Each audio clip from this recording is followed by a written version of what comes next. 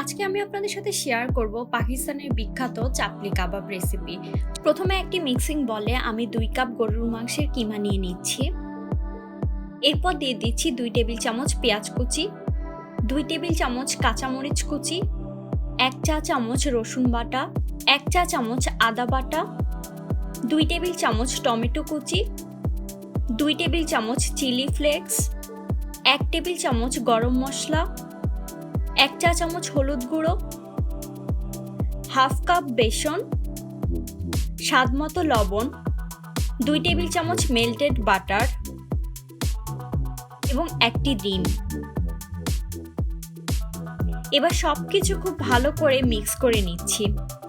সবই ইনগ্রেডিয়েন্ট খুব ভালোভাবে মিক্স করা হয়ে গেলে আমি মাংসের কিমাটাকে 3 থেকে 4 ঘন্টার জন্য ম্যারিনেশনে রেখে দিব। 3 থেকে 4 ঘন্টা পর আমি হাতের তালুতে তেল মেখে কিমাগুলোকে একটু গোল করে অথবা একটু চ্যাপ্টা করে কাবাবের সাইজ করে নিব।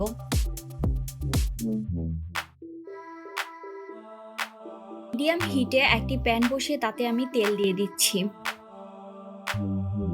তেলটা গরম হলে আমি কাবাবগুলো ভাজার জন্য এক এক করে দিয়ে দিব।